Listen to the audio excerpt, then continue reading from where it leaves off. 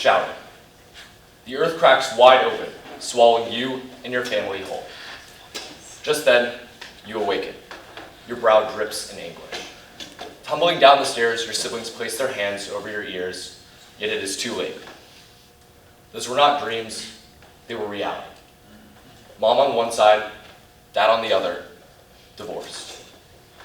According to the CDC, almost 50% of all marriages in the United States will end in divorce or separation. The CDC also states that every 42 seconds, there is one divorce in America. Divorce plagues American society, and we are in dire need of a cure. One that will not only slow the rates of divorce, but halt them for generations to come. In order to cure American society of divorce, children need to receive an education on divorce, so that the future generations stand a greater chance of overcoming it. Most divorces stem from the inability to deal with conflict or arguments. Thomas Bradbury, a psychology professor, stated, "It's easy to remain committed to your relationship when it's going well, but true commitment reveals itself in the face of adversity." In order to tackle conflict, couples need to learn how to compromise. Both parties need to consider that if they work together, they'll come out of the argument stronger than before. Sadly, many do not know this, resulting in divorce and all sorts of stress-related health issues.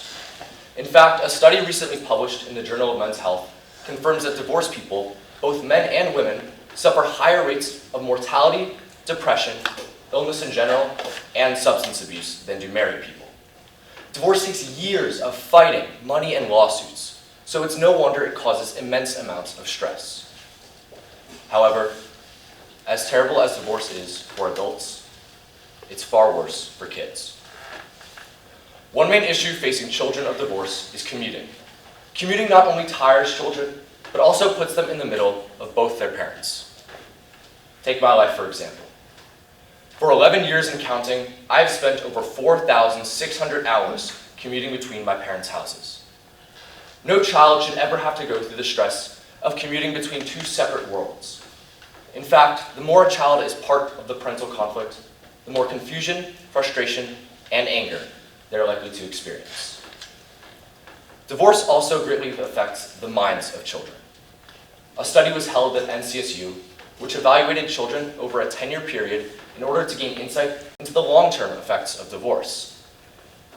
In the first 5 years, the children evaluated showed severe long-term symptoms, such as moderate to severe clinical depression in over 1/3 of the original sample. However, the effects do not stop here, as children from broken homes are almost twice as likely to attempt suicide. Clearly, divorce's tyrannical rule needs to end, and I plan to lead the revolution against it. My cause to help children and adolescents of divorce will consist of creating a platform across multiple social media brands which will work on two fronts: educating children on divorce and creating a safe haven for children of divorce. Anyone can make a difference, and I plan to. The first half of the platform will be broken down into two smaller tasks. For starters, I will post my essay and research documents for anyone to read at their own leisure. This way, the platform will contain an example of how to research certain topics and extrapolate information from them. For the second half, I will post inspirational quotes, tidbits of information, and links to other useful articles and sources. This way, anyone who visits the platform will leave more learned than before, even if they only glance for a second. Before I mention the other half of the platform, I'd like to share an insight into my own endeavors with divorce. Though one could justify my parents' divorce, that never stopped it from weighing down heavily on me. I remember when I was about 11 and my parents were going through a major court battle. Though I don't remember what their arguments consisted of, I do remember how I felt. Lost. I felt the need to defend both of my parents. Of course, it was never their intention to put me in the middle. Regardless, constantly residing on a thin line in the middle meant I was in a constant state of affliction. But knowing what I do now, I have before me a wonderful opportunity. The opportunity to help children going through similar situations. That is why, for the latter half of my platform, I will be creating a safe zone where children of divorce can vent, seek guidance, or simply talk to someone going through a similar situation. Anyone who comes across or finds my platform will have found the penultimate resource for combating the aftermath of divorce. Whether 8 or 18, anyone can take something away from this. But even if just one person does, it will still all have been worth it. Divorced, we stand alone. But married, every single man, woman, and child can make the future a better place. A place filled with children going to bed under the same roof as both of their parents. A roof that is rid of division and filled with unity. A roof without divorce. Thank you.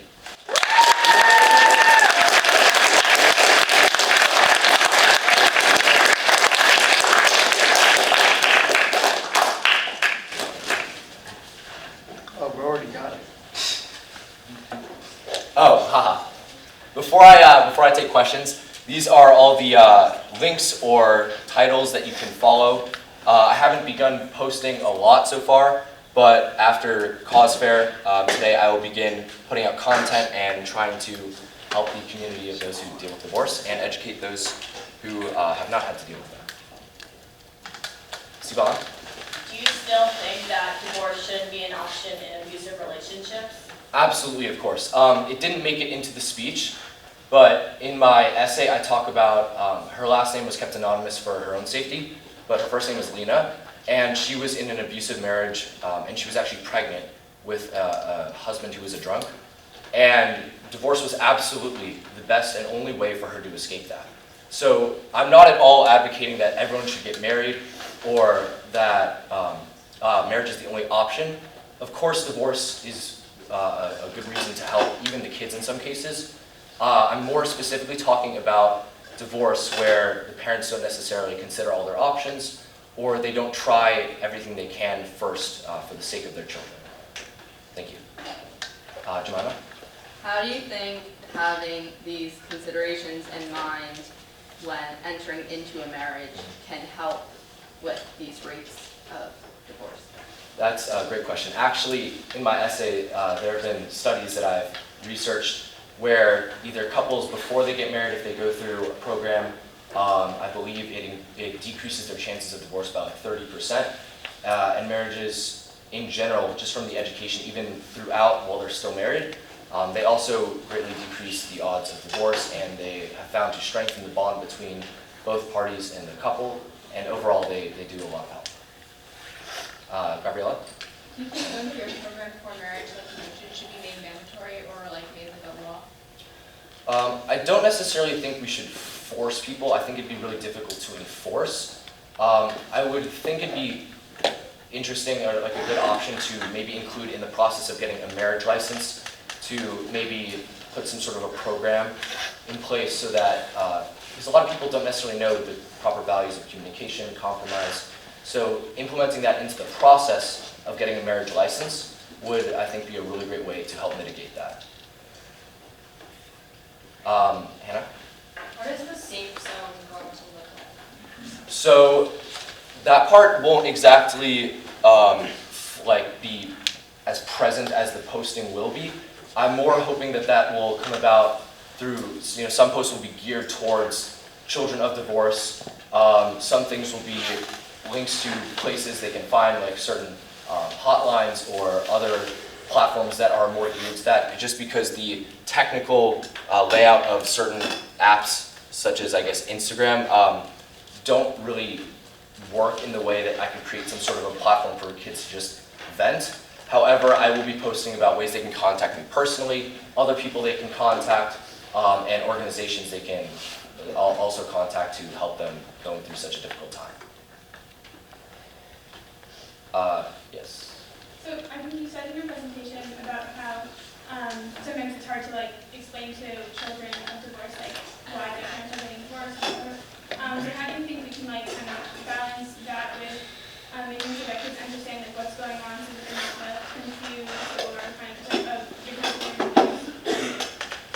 That's a good question. So I honestly do think children should hear a little bit about divorce from their parents. Me personally, my parents talking to me about sort of, where their pitfalls may have been, where their strengths may have been, I think that helped give me an overall grasp of, kind of thinking about the future and what sort of things I want to look for and how I can stay committed myself.